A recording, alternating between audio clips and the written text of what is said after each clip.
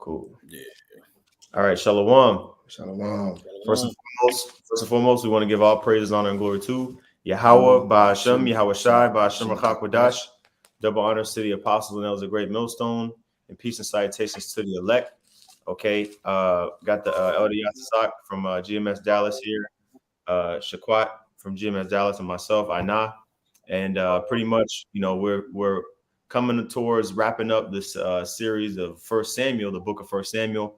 We're doing chapters 29 and 30 today. So we've done, from chapter 1 all the way up until now, we're doing chapter 29. So we're going to continue what we left off last time. Basically, in chapter 9, in chapter 28, we saw that Saul had went and inquired of familiar spirits and basically got condemned to death. And ultimately, we're going to see what David was doing and the events that pretty much transpired right before Saul's death. So let's go ahead and get actually we can get that Romans that which is written before time before I learned it was that Romans 15, yeah. And then I'm gonna go ahead and share my screen real quick, read the first couple of verses. Share this, yeah, because we gotta paint the battlefield. Got to paint the picture of the battlefield first. So this is 1 Samuel chapter 30 and verse 1. It says, and it came to pass when David and his men were come to Ziklag on the third day. Oh, I'm sorry. I skipped the chapter. I was reading ahead. My bad. This is the chapter we're going to start in. This is 1 Samuel chapter 29 and verse 1. Okay, it says, now the Philistines gathered together all their armies to Aphek. Okay, now Aphek was a city, of course. Let's get that word in the Hebrew. And that word Aphek is Strong's H. Apak. It says enclosure. It says a Canaanite city near Jezreel. And I know we had actually. Let's get that Romans, and then after that, we're going to get 1 Samuel 4. Go ahead and get that Romans Bible shot. This is Romans chapter 15, verse 4. It says, for whatsoever things were written aforetime were written for our learning, that we through patience and comfort of the scriptures might have hope. Right. So the reason why we're going over this history. Hey, Salakia. Hey, y'all go ahead and continue. Yeah, y'all go ahead and continue. But yeah, that meeting that I thought got canceled, that whole on. Okay, call to Wab, and it's a spirit because I still got a partner. Yeah. Okay, Con, that's what's up. So I'm just go ahead and mute my shit. Okay, Con. It says, actually read that again, Baba Kusha. This is Romans chapter 15, verse 4. Mm-hmm. It says, for whatsoever things were written aforetime were written for our learning, that we through patience and comfort of the scriptures might have hope. Right. So this is the comfort and the patience that we get when we read the history of our forefathers, man, which again, we go over this all the time. Esau does not teach this in school. We're not going to learn it in college. We have to go through the scriptures and with the spirit of Yahweh Ba'ashem Yahushai be able to internalize the spiritual lessons that are taught. Okay, so let's go ahead and go to 1 Samuel chapter 4 because that city Achish is a city that has a little bit of history, and basically it was a city that was commonly pitched on by the Philistines in order whenever we were going to go to war. Now, of course, we went over this chapter in the past, but read verse 1, Baba Kusha. 1 Samuel chapter 4, verse 1 reads, and the word of Samuel came to all Israel. Now Israel went out against the Philistines to battle and pitched beside Ebenezer, and the Philistines pitched in Aphek. Right. So again, this is a city that was situated close to the border of Israel, because again, we're talking about the Philistines, which is a classification of Canaanites. So there's different, Canaanites, but the Philistines were, basically a tribe from the Canaanites, and they dwelt on the coast of the Mediterranean Sea. You see, as you can see here, right? And so I'm going to zoom in a little bit. If you can follow my mouse, these are the cities that typically the Philistines stayed in throughout, our occupation in in the land of Canaan. Now, this city that's mentioned here, Aphek, right? This city is located here towards the north of the Philistine territory, right? And Aphek was pretty much a strategic location for the Philistines to gather there, because basically they were able to enter into Israelite territory by going down into the valleys, right? Like it says here, the plain of Megiddo. These were flatlands that were easily trapped. You could easily travel through them. Also, the valley of Jezreel, as you can see down here on the bottom right of the screen.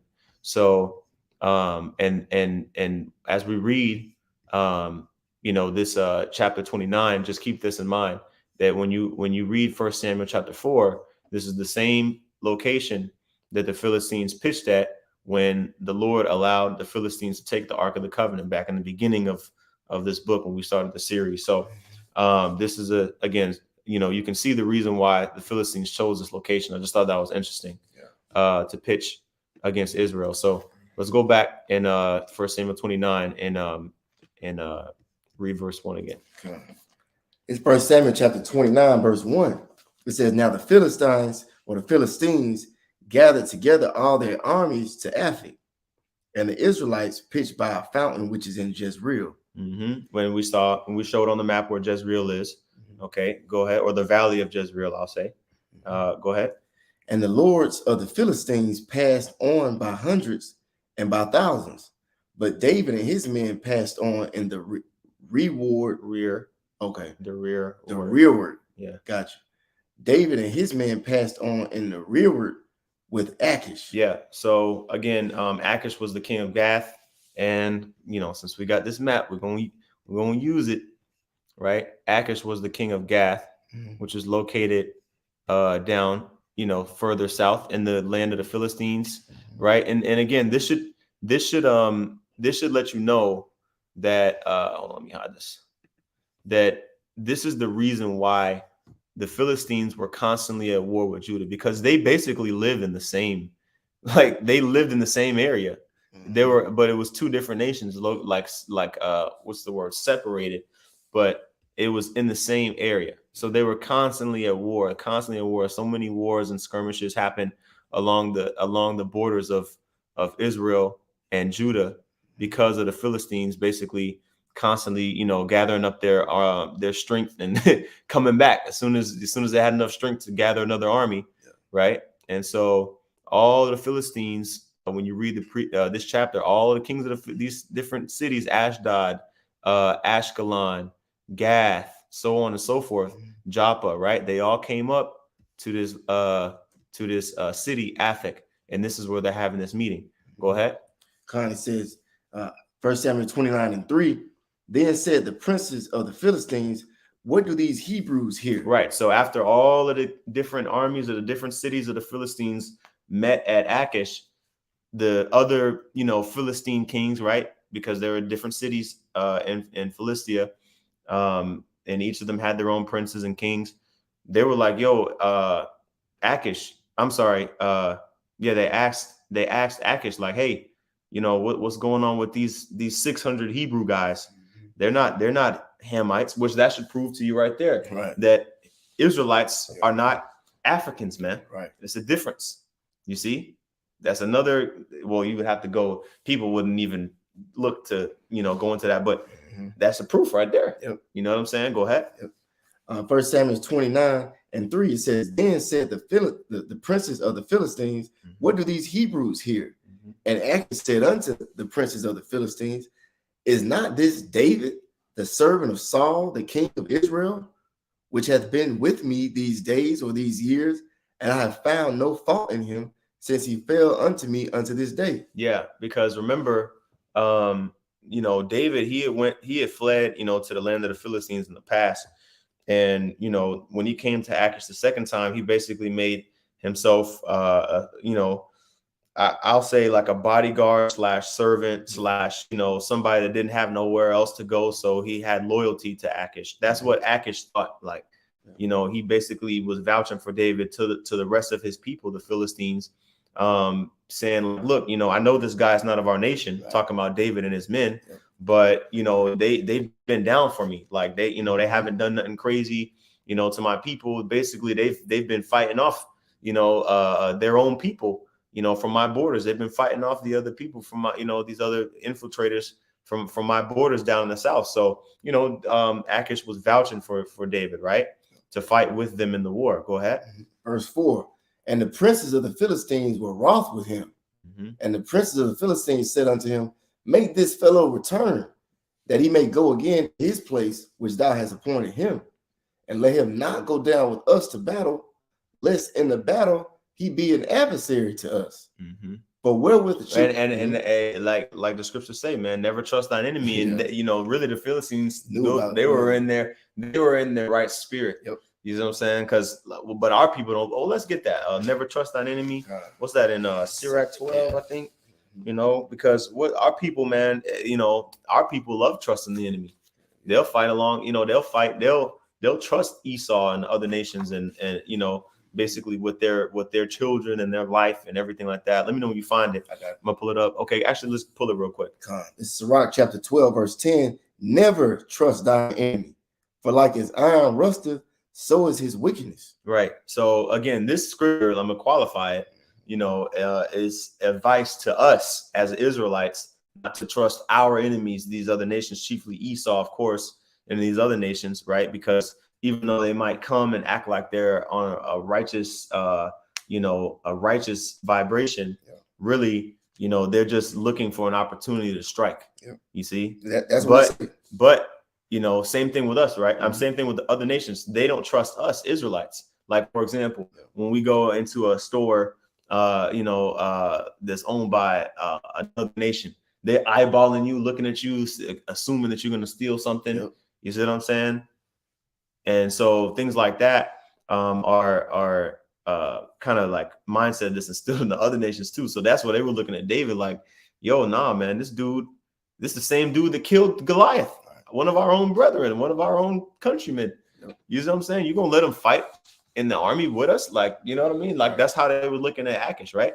So go ahead and continue on the middle of verse 4. Okay.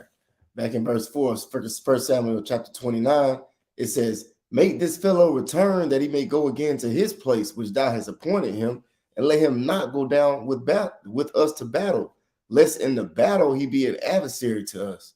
For wherewith should he reconcile himself unto his master?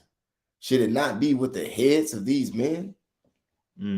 So they were like, look, I mean, this guy David, man, he probably gonna turn on us in the heat of the battle and be like, you know, like, hey, look, Saul, look, see, like, I know you tried to kill me, this because you know everybody, like, people knew like what was going on between David and Saul, like, you know what I'm saying? They knew, like, because David was a mighty. David made himself known when he killed Goliath.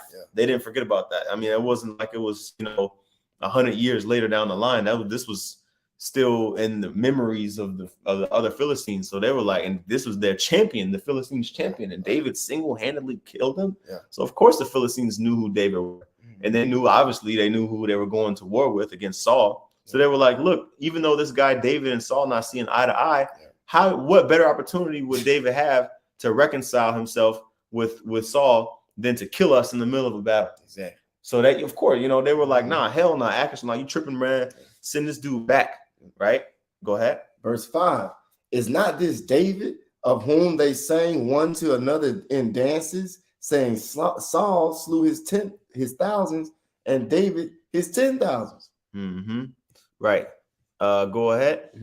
It says, then Achish called David and said unto him, surely as the Lord liveth, thou hast been upright, and thy going out and thy coming in with me in the host is good in my sight, for I have not found evil in thee since the day of thy coming unto me. Right. Let's stop there, because Achish, again, like, you know, when we go back to, if you were to go back to chapter 27, Achish and David, they developed a relationship because David basically was showing himself as a servant, you know what I mean, to Achish, because he didn't really have anywhere else to go. He was fleeing from Saul.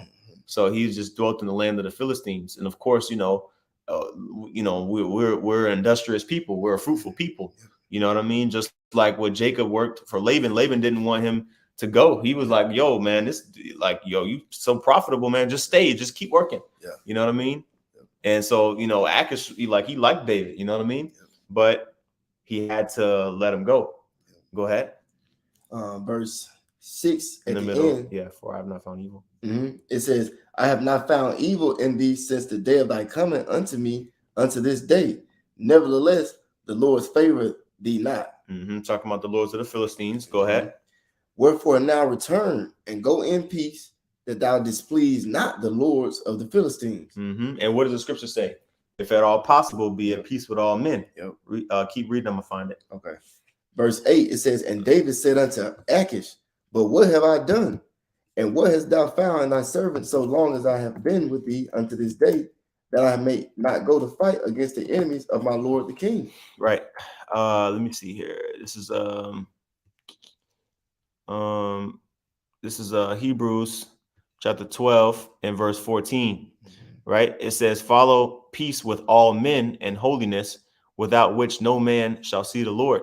Right. Now, there's another one that talks about that. Is that in the it might Apocrypha? Be in the Apocrypha, yeah, kind.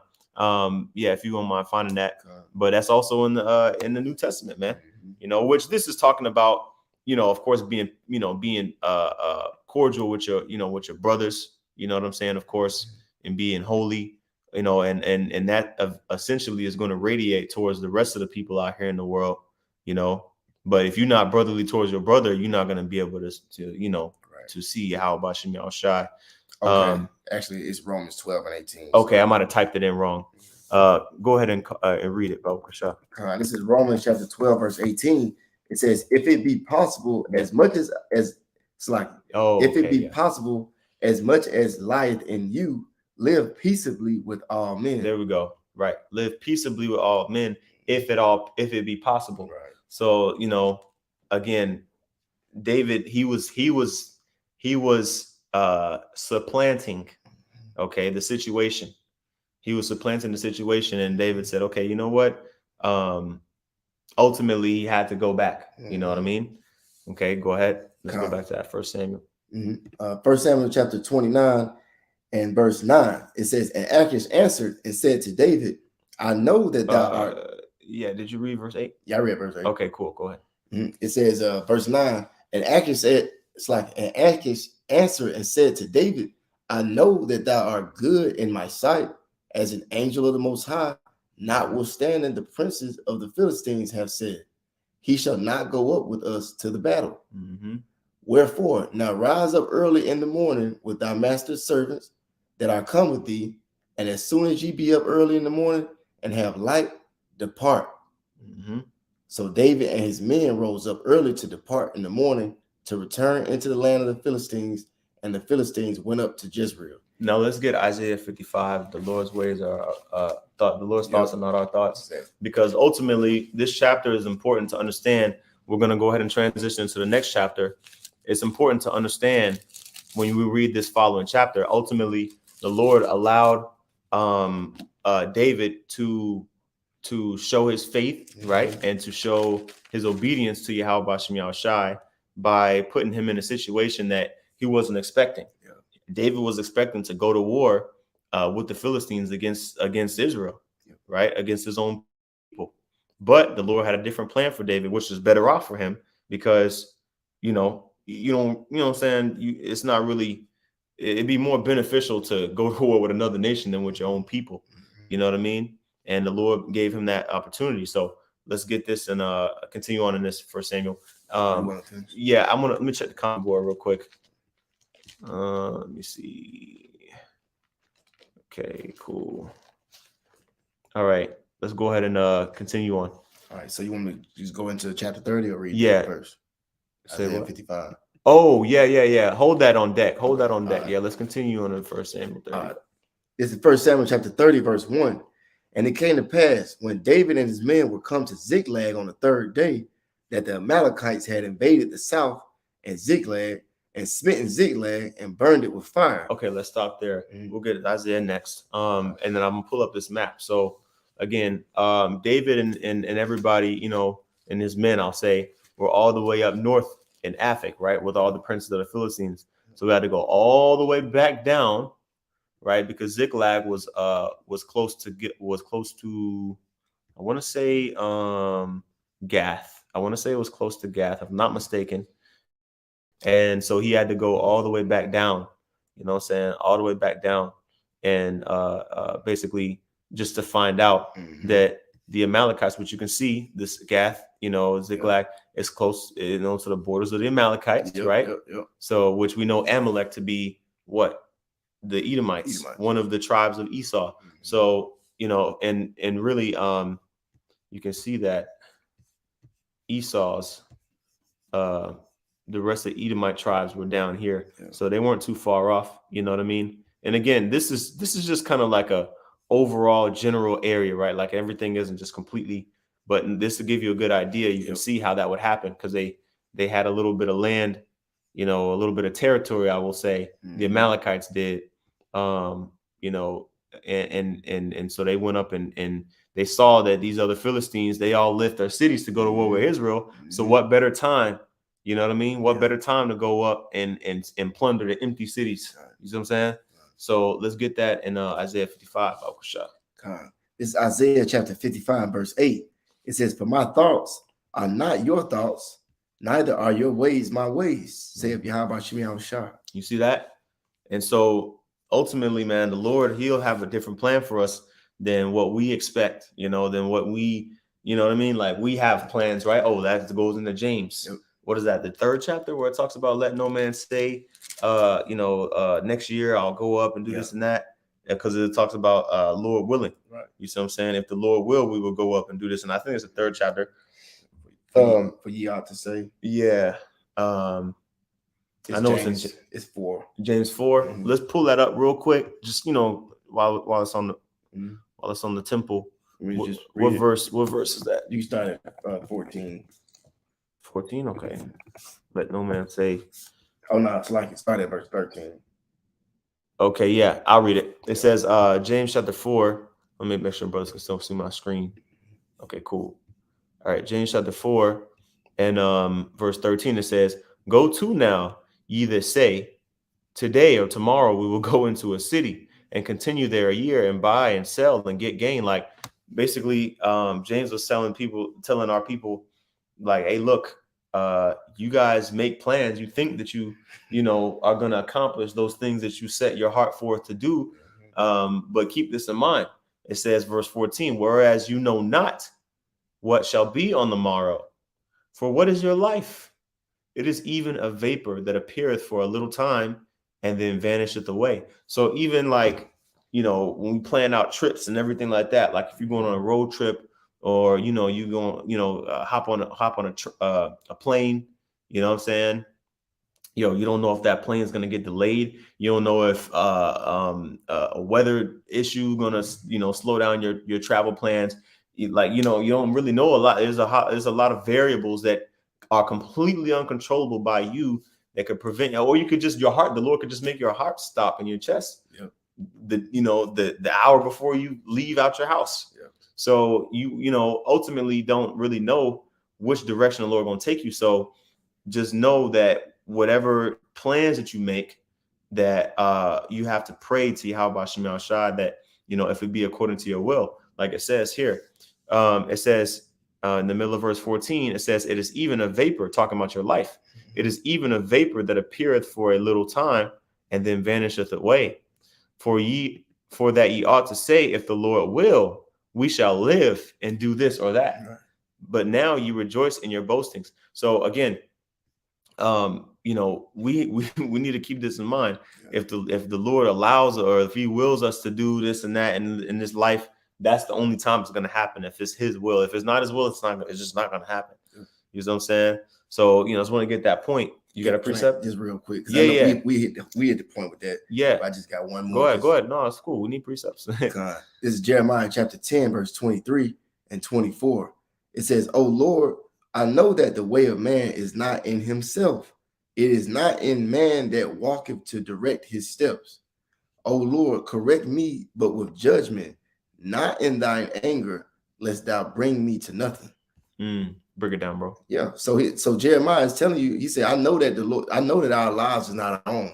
You know, he says that it's not in us, but the Lord directs his steps. You see, and when judgment comes, he prays that the Lord corrects him, just in judgment and not in his anger, which is going to be righteous anger either way it goes, But he doesn't want the Lord to correct him in his anger, because the anger could, pretty much put him to death if it's the Lord's will. So Jeremiah knew that.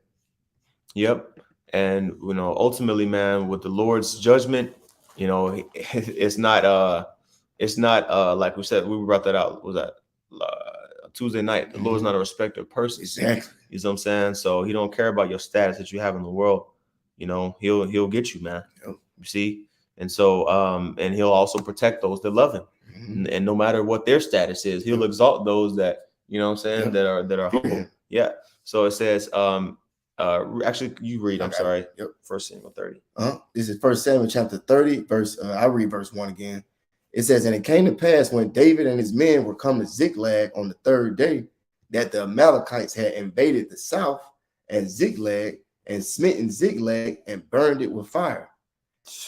You see that? Mm-hmm. So that city that that David acquired, right, through Achish, he was able to he was able to basically get that city, or was like a small land. It wasn't like a whole big city, but it was like a good enough portion where David, his men and their families and their wives and all that, they could do their thing, flourish and stuff.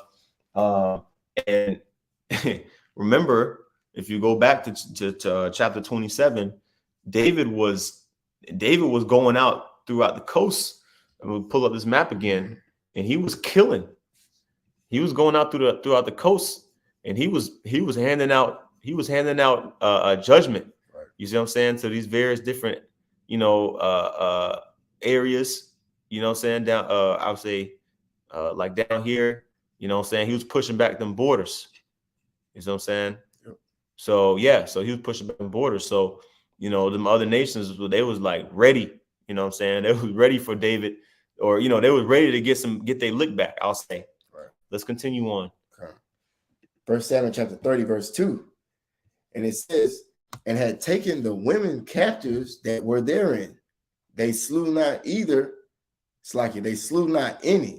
either great or small, but carried them away and went on their way. You see that? So you can tell that the Spirit of the Lord preserved the women, from getting killed, because normally they probably would have just killed at least one of them. They said they didn't kill none of them. All the sons, that they didn't kill none of the sons or nothing.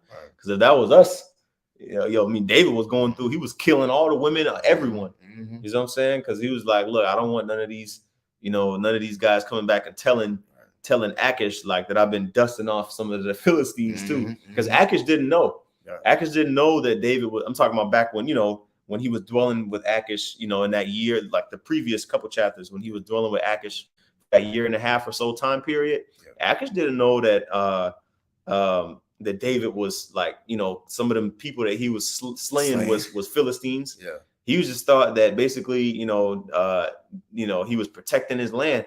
Nah, he was killing everyone so that nobody could come back and tell Achish, like, hey, like David's killing some of us, Exactly. And so the fact that these Amalekites didn't do that to his possessions, David's possessions, and his men's possessions, including their wives and children, that was all the Spirit of the Lord. Okay, now let's continue on. You got something I can read? I'm just trying to see something real quick. Okay, I'm gonna read. Brother. It says in verse 30, so David and his men came to the city, and behold, it was burned with fire, and their wives and their sons and their daughters were taken captives.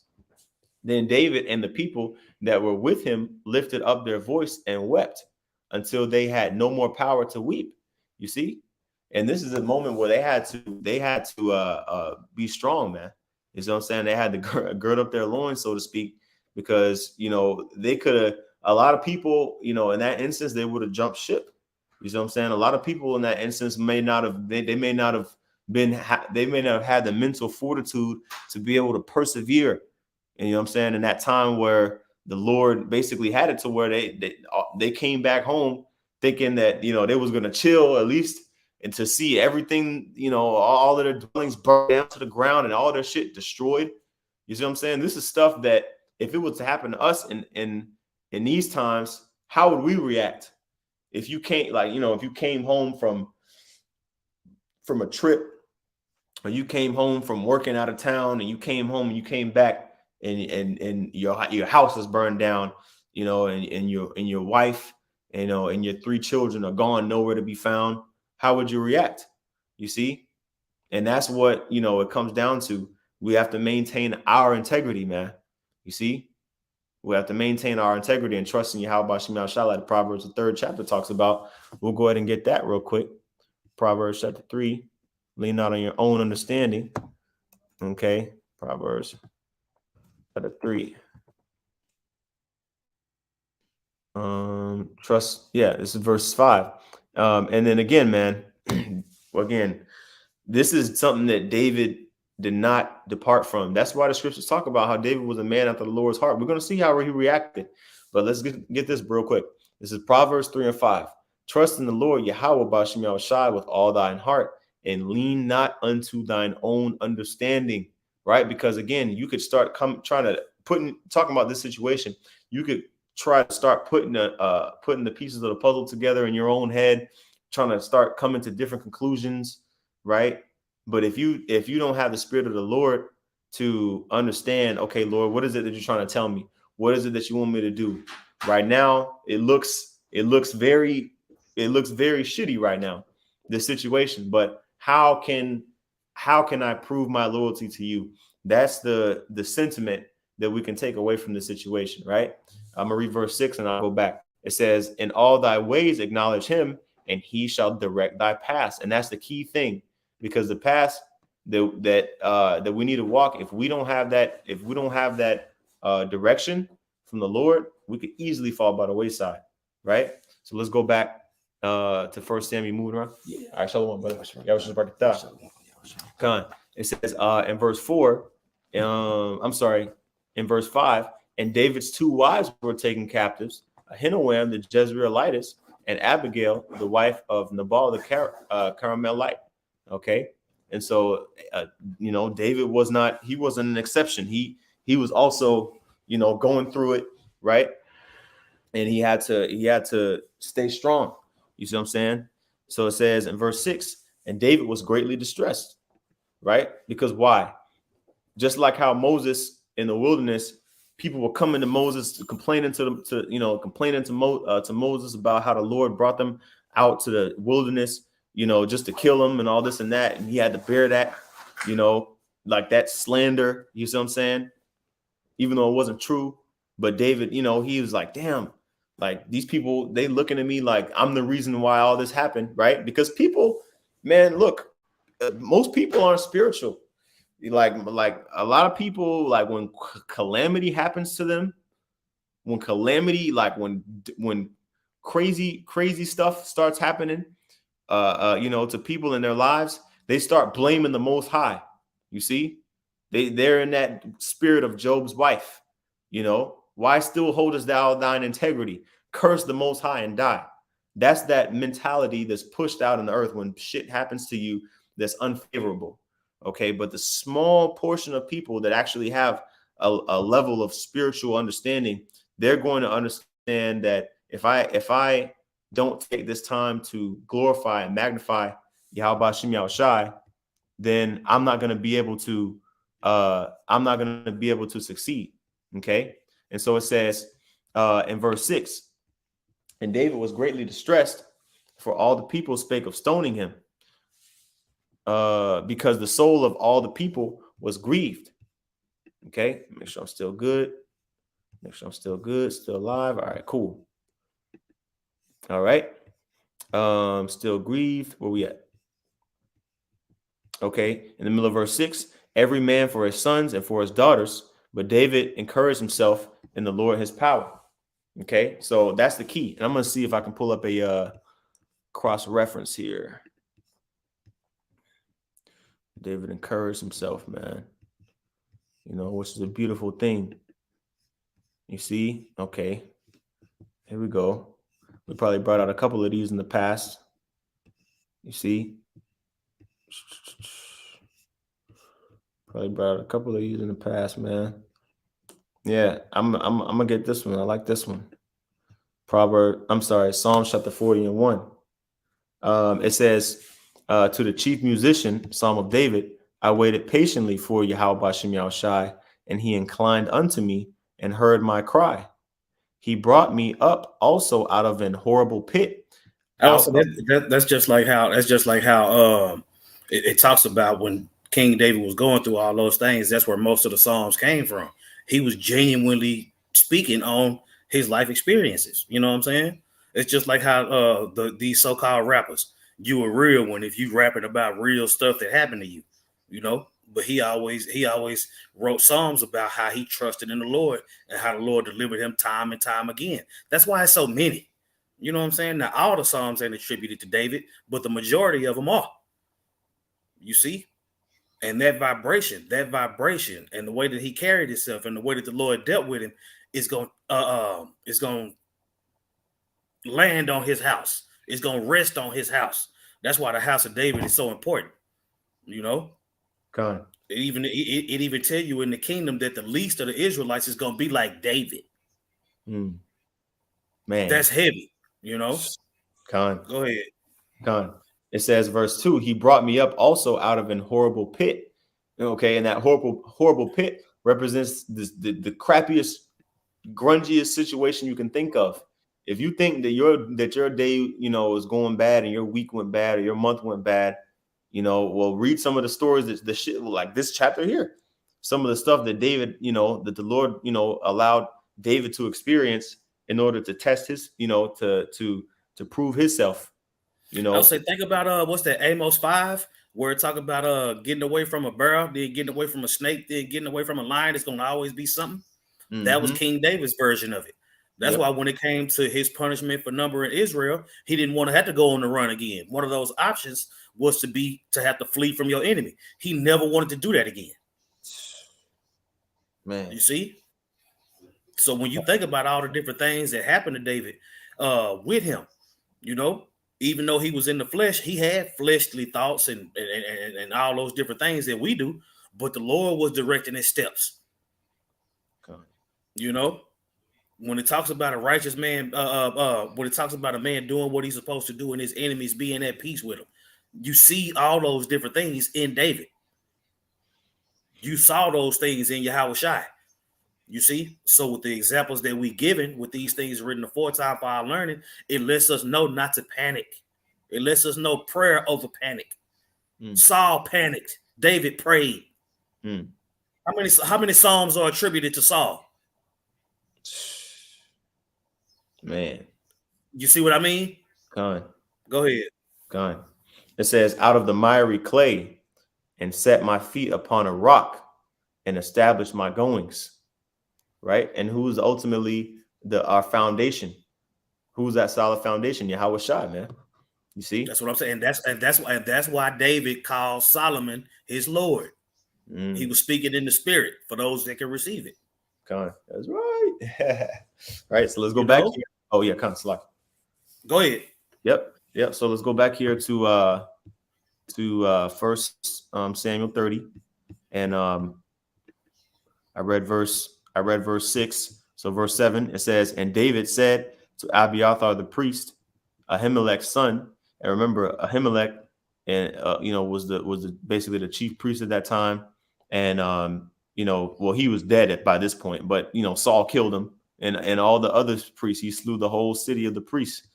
Talking about Saul, right? So Abiathar was the only remaining son of Ahimelech, right? And so ultimately he became, by process of elimination, the next priest, right? It says, I pray thee, bring me hither the ephod. And so remember how Abiathar, the only thing he brought with him when he fled from the city of the priest was the ephod, man.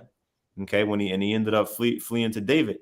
So David had the ephod that whole time that he was catching all his hell, right? Right. And when it comes to the ephod, notice when David tapped into the ephod, he was in dire straits. Mm-hmm. Yep. Every time. I would say him tapping into the ephod is him putting his trust in the Lord. Those two things are synonymous. That's one way of saying saying it. You see, it talks about it constantly talks about how David trusted in the Lord. You see, David made decisions on his own. He had integrity, all those different things. But when it came to the point to where it was bigger than him, he went straight to the Lord. Lord, tell me this. Tell me what to do. What you want me to do, Lord? I want to do what you want me to do. I don't want to mess this up. He always had that mentality. Mm. You know what I'm saying? And the ephod, I would say the between the ephod, the urim and the thummim, and all the things that the priest had, that's how they communicated with the Lord to know whether or not to go to war, whether not to go to war. You see, Man, you got it. Yep. That word. And even when the ephod didn't come into play, the Lord put the spirit on Abigail to let him know. No. Wait a minute. Don't do that. Yep. You know what I'm saying? With the whole Nabal situation, the Lord always put somebody or something around to keep David straight. Man, that's heavy. Yep, that word ephod is Strong's H646. Apawad. It says a priestly garment. Okay, it's a priestly garment, a shoulder cape or a mantle, outer garment. It says worn by an ordinary priest and made of white linen, typically. It says worn by the high priest, which is woven of gold, blue, purple, scarlet, and linen threads, provided with shoulder pieces and a breastpiece of like material, ornamented with gems and gold. Okay, and so that's what David wanted to be brought forth, right? Because when you put the ephod on, basically, you know, you incur the spirit of Yahweh Hashem Yahushua. It's basically used, you could say, like as a conduit to invoke the spirit of Yahweh Hashem Yahushua, and that's what David, he never deviated from that, right? So continuing on in verse 8. Oh yeah, verse 8, it says, and David inquired at the Lord Yahweh Hashem Yahushua, saying, shall I pursue after this troop? Shall I overtake them? Right? And these are things, like, you know, that we can apply to our daily lives. Like if you're going through something right now, you watch this video, you're going through something that you don't know which way to go, or you don't know what decision to make. And of course, you know, brothers are there for counsel. Like the scriptures say, you know, do nothing without counsel. You know, at this point, David didn't have anybody that he can consult in the flesh. So it led to him consulting to Yahweh Shem Yahshua. And there's nothing wrong with praying to the Lord and asking for him to give you, you know, direction on which decision to make. And he can answer you through a brother. A lot of times that's what happens, you know, or in other ways. Okay. But ultimately, the Lord answered David, right? It says in the middle of verse 8, and he answered him and said, pursue, for thou shalt surely overtake them, and without fail recover all. So look at that. Look at the blessing that we have as Israelites to actually have the ability to consult with the Most High and know for a surety that whatever the Most High tells us, that's what's going to happen. That's a beautiful thing, man. You see, because the scriptures say, we read Isaiah 55 earlier, but we didn't get the part where it talks about the Lord's word is not going to return unto him void. So whatever the Lord says, that's what's going to come to pass, man. Okay. And so that's the comforting part. Imagine that comfort that David got when he heard that. That's the comfort that we get when we read the scriptures that talk about, you know, like, for example, Revelation 13 and 9 and 10. He that killeth with the sword must be killed with the sword, so on and so forth. Knowing that one day the Lord is going to deliver us out of this crap hole known as Babylon the Great, or AKA America. Okay. And so this is the comfort, okay, that the spirit of the Heavenly Father brings, okay, that assurance. And it says in verse 9, so David went, he and the 600 men that were with him, and came to the brook Besor, where those who were left behind stayed. Okay. So again, they kind of split off, you know, because there was a lot of traveling going on. You know, they were still very tired from, you know, going from all the way up from what was that city, Aphek, I believe it was, all the way back down to Gath, right? And then just to find this out, that they had to go find out where their children, like, you know, where their daughters and their sons and their wives were, right? So some of them were, some of them were tired. So verse 10, David pursued, he and 400 men, for 200 abode behind, which were so faint that they could not go over the brook Besor. Right. So there was like, a body of water that they had to cross. And they were like, man, like 200 men just stayed behind and abode, they stayed behind because they couldn't really take it, what I'm saying? Like all the stuff that was going on. So they just stayed behind. They were physically tired, all that. It says in verse 11, and they found an Egyptian in the field. Right. So, and this is the thing, man, being able to persevere when you tired like that, because the other 400 men that went on, of course, they were tired too. You know what I'm saying? A lot of times, man, bro, we don't feel like continuing on, but we have to. You see what I'm saying? We have to, man. It's our reasonable service. You see, sometimes we don't have the motivation, you know what I mean? But when we tap into the spirit, I got to get it now. I'm thinking about it. Go on, get it then. Yeah, man. All right, I'm good to go now. My meeting over with. Hey, call all y'all about shy. All right, this is 2 Corinthians. Yeah, man, tell me about it. Same here. 2 Corinthians 4:16. It says, "For which." Hold on, let me pull up. Let me see here. No, I'm gonna get straight to the point. 2 Corinthians 4:16. For which cause we faint not, but though our outward man perish, yet the inward man is renewed day by day. You see, so we're not gonna faint, man, because of our flesh being tired, because we know that the Lord has given us that spiritual gas to keep going. You see what I'm saying? Like Moses, it talked about, like, even in his old age of the last days of his life. You see what I'm saying? It talks about how Moses' eyes were not faint. He still had a strong, vigorous, vibrant spirit. You see what I'm saying? Even at 120 years old, when the Lord finally, called the spirit home. You see? So, and I'm gonna get this next verse and I'll jump back. It says, verse 17, for our light affliction, which is but for a moment, worketh for us a far more exceeding an eternal weight of glory. All right. So again, man, like, the stuff that we go through in this life, it seems heavy, it seems hard now, but so did, cutting up a piece of chicken with a knife when you were a little kid. So did riding a bike when you were a little kid. So did learning how to drive a car before you knew how to drive. Those all seemed like, enormous tasks that you were never going to be able to accomplish, right? Various different things that we've accomplished in life. But when we do it, it's like, man, that shit was easy. Right? So how much more in the kingdom when ultimately when the Lord delivers us from all these perils, right, that we face in these multiple different incarnations, even up until now, when we finally enter into those chambers of the Lord, the chariots, Lord willing, with those men, like, this gonna seem like a light affliction.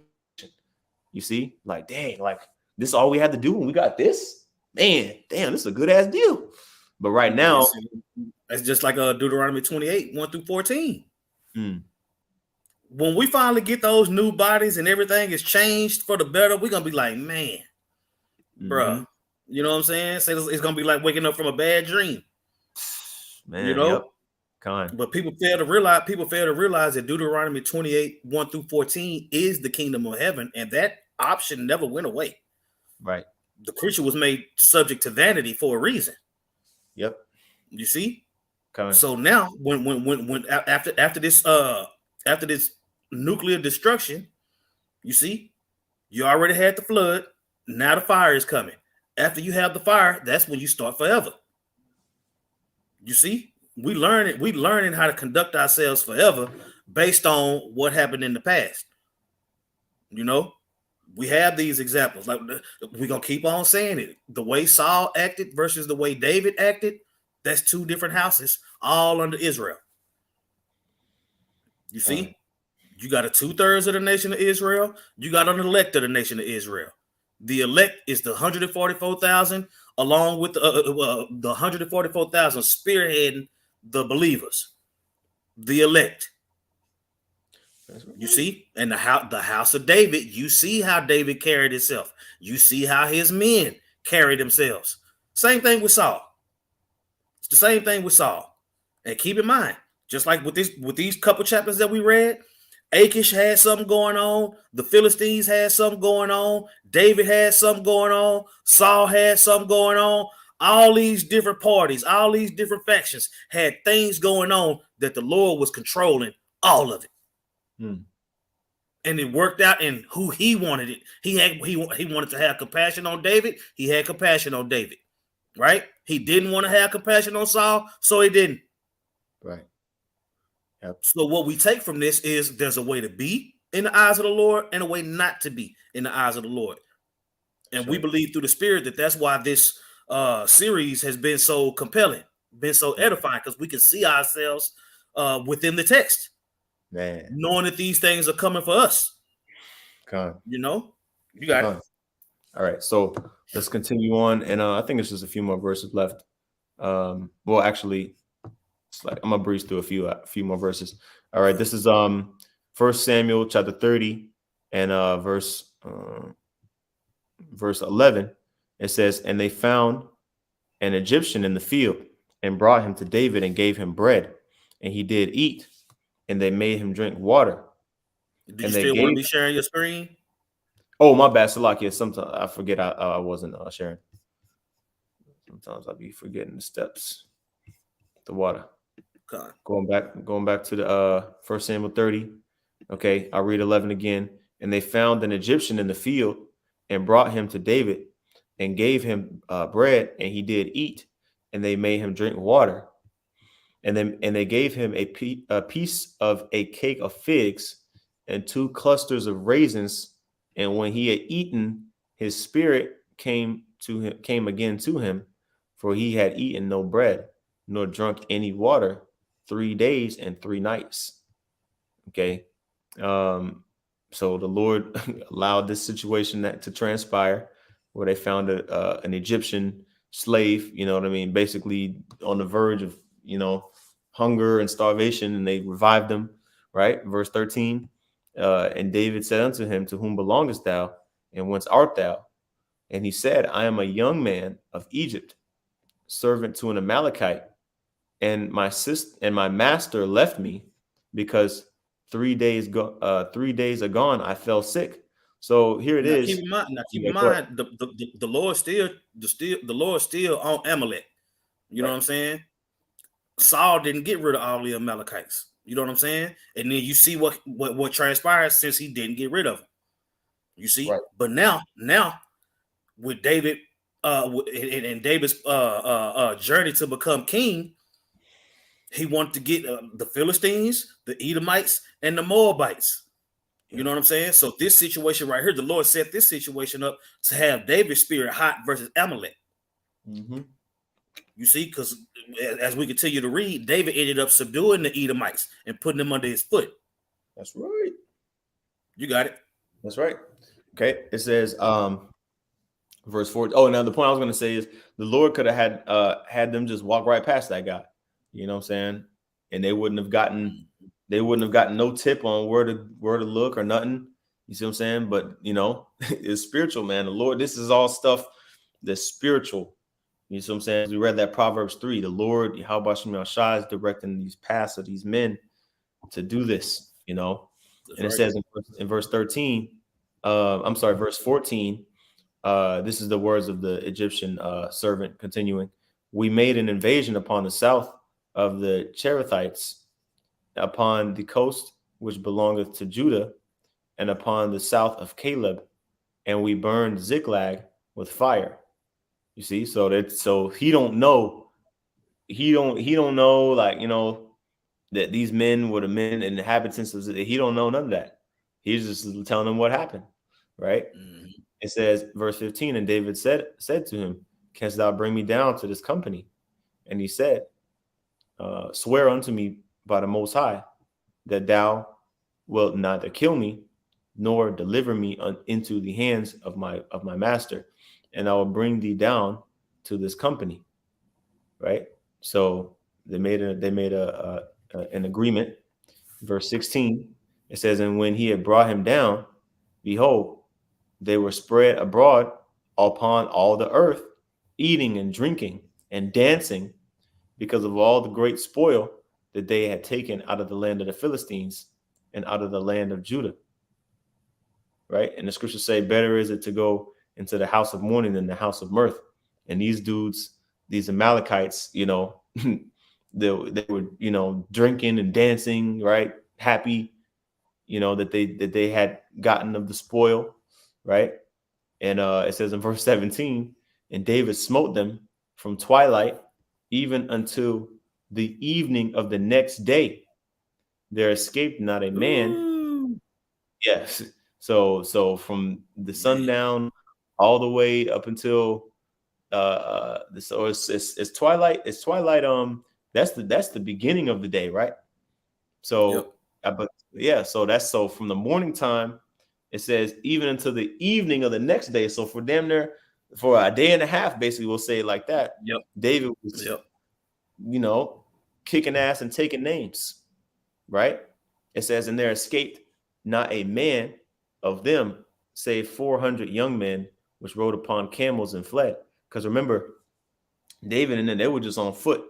They were just, and so the other Amalekites that got caught, slipping, David didn't spare none of them guys, right?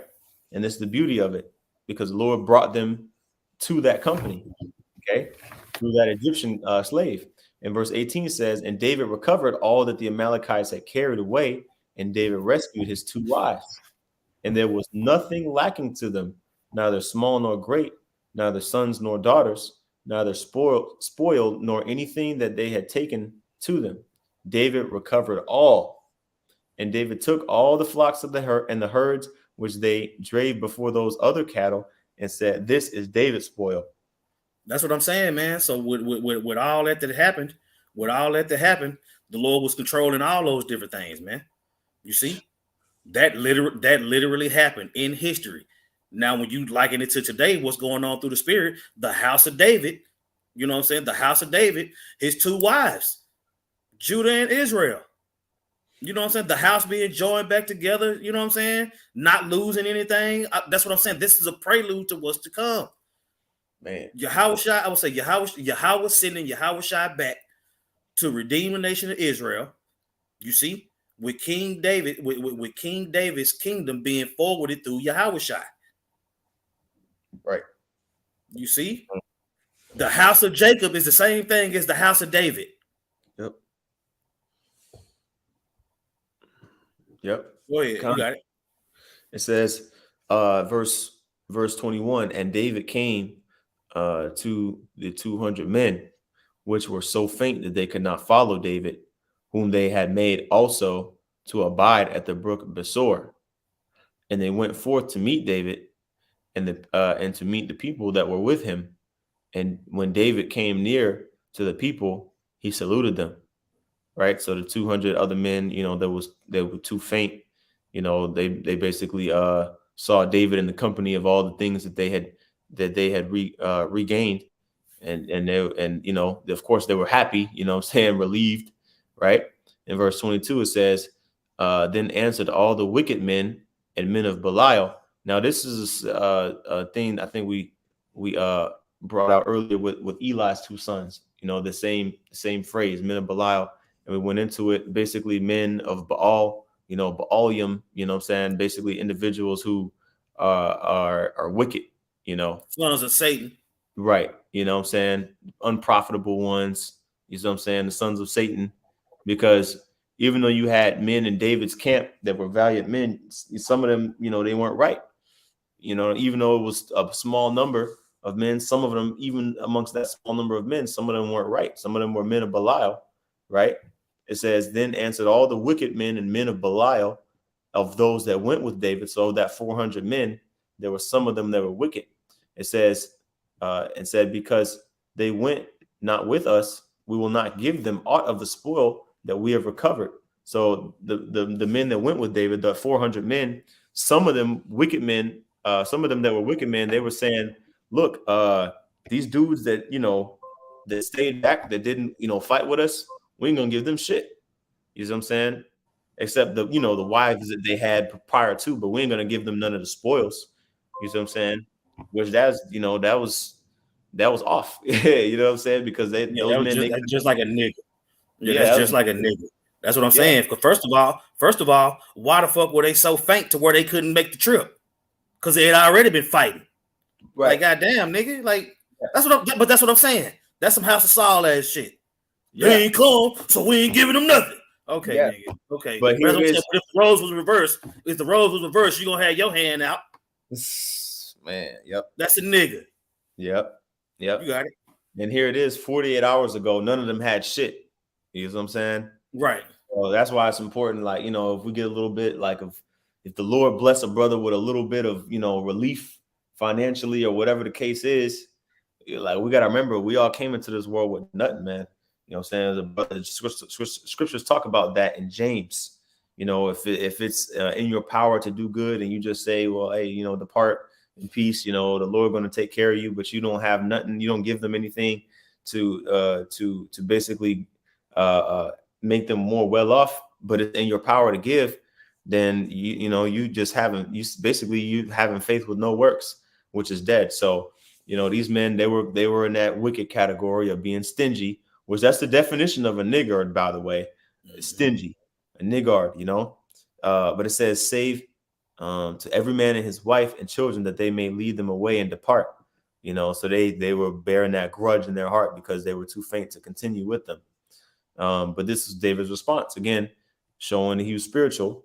Verse 23, then said David, you shall not do so, my brethren, with that which the Lord Yahweh hath given us, who hath preserved us and delivered the company that came against us into our hand. You see? So David was like, nah, man, y'all tripping, man. Get these men, divide up the spoils, It says in verse 24, for who will hearken unto you in this matter? But as his part is that goeth down to the battle, so shall his part be that tarrieth by the stuff. They shall part alike. You see? Because Everybody get the same thing. Just Yeah. like in the kingdom. Everybody get the same penny. Of course, there's levels to it. You know what I'm saying? You got the apostles and elders and like-minded men on down. It's levels to it. But that's what I'm saying. The kingdom of heaven is that penny. That penny represents the kingdom of heaven. You see? So it's the same concept. And it's still dealing with the house of David. Yep. Go ahead. It says in verse 25, and so it was so from that day forward that he made it a statute and an ordinance for Israel unto this day. Let a king, a priest, right, made a statute, made an ordinance unto this day. That's talking about up until this day with me and you right here. Man, letting you know that David is going to be king under Yahweh Ba'ashem Yahweh Shai. You see those little subtleties within the text? A lot of people just read right over it. No. King David made that an ordinance for Israel unto this day. Speaking of then and now. Okay? The Lord set it up according to what's that? Ezekiel 37. Said David gonna be the king. Yep. And Yahweh Shai is gonna forward the house of David. You gotta be able to know what that shit means. Well, not that shit, I'm sorry. But you gotta be able to know what that means, man. Go ahead. Yep. It says, I'll read verse 26 again. And when David came to Ziklag, he sent of the spoil unto the elders of Judah, even to his friends. Because remember, when David was, this is David's first major W, like, on a sense of actually like acquiring, high levels of spoil, because those Amalekites, they had spoiled some other cities too. So they got all the stuff that the Amalekites had got. And David's men, they pretty much were content with what they had, but David had an excess, and sent gifts. He had enough to send gifts to those that supported him back, when he was fleeing from Saul, right? And it says, even to his friends, saying, behold, a present for you of the spoil of the enemies of the Lord. Okay. And it says, to them which were in Bethel, and to them which were in South Ramoth, and to them which were in Jatir, and to them which were in Aroer, and to them which were in Sifmoth, and to them which were in Estetama. It says, and to them which were in Rakal, and to them which were in the cities of the Jeremielites, and to them which were in the cities of the Kenites, and to them which were in Hormah, and to them which were in Karashan, and to them which were in Hathak, and to them which were in Hebron, and to all the places where David himself and his men were wont to hunt. Okay, so all the places that David basically had favor and support in, David sent those. He sent those gifts to those places, man.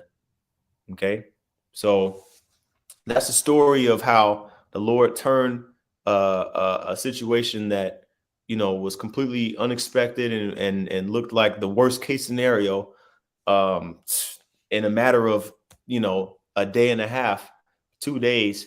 He just he multiplied. He just basically made a situation that looked completely what's the word, like, to where you wasn't going to be able to get that stuff back. It looked like hopeless. Basically, he made it to where it turned into a blessing, man. I will say, so with David, with the Lord putting the spirit on David to go back and get everything, that was just like with the situation with Abraham. You know what I'm saying? He sent him to redeem, like when Abraham redeemed Lot, David redeemed his house back. You know what I'm saying? Those wives, those whatever they had, all that substance, they got all of it back. You see why? Because David trusted in the Lord. He tapped into the ephod when it got too much for him. When his flesh started to get too flustered, he tapped into the ephod, asked the Lord what to do. The Lord told him, and he obeyed. That's what Saul didn't do. You see? So when you fast forward to today, you see the house of Saul rolling their sleeves up, talking about the name of the Lord don't matter, teaching hell, all these different things that these groups been doing, showing you how much they've been taking turns going off. And the men of the Lord willing, that's us.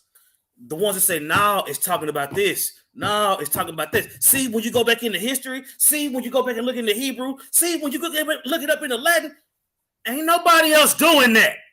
Ain't nobody else doing that. Yep. These other groups watch each other go off and don't say nothing. But they will unite to call us rapists. See, that ain't gonna cut it. Look how underhanded the house of Saul is and the type of shit he was doing. And look at his house. Yep. Go ahead. Yeah, I'm gonna get this precept. Matthew chapter 3, actually, Matthew chapter 7, verse 17. It says, even so, every good tree bringeth forth good fruit, but a corrupt tree bringeth forth evil fruit. A good tree cannot bring forth evil fruit, neither can a corrupt tree bring forth good fruit. It says, every tree that bringeth forth not good fruit is hewn down and cast into the fire. Wherefore, by their fruits ye shall know them. Okay, and the fruits represents the works, right? Represents a man's works. So you can tell by a man's works what manner of tree or what manner of person, what manner of man that he is, okay, and what his intentions are. And those that you see doing the will of Yahweh Shem Yahshai are those that, if we continue in those works, those are the ones that's going to be receiving that penny, like we talked about. They're going to be receiving that prophet's reward, okay? And so you just pay attention to a man's actions, to a man's works. What is he doing on his time here on the earth? And that's how you can tell what manner of man he is. You see? So that's how we should look and see, going back to the history of our forefathers, right? Model our works after righteous men and abstain from those that have evil practices. But that's all I have, Zaquan. God, we can go ahead and close it out. Hey, with that, Lord willing, that was edifying. We want to give all praises to Yahweh, Bahasham, Yahweh Shai, Bahasham, Rahaha Kodash. Double honors to the apostles and elders at Great Millstone. Peace and blessings to the Akim teaching about the Mayim Wa'amak. That's in sincerity and truth. Shalom. Shalom.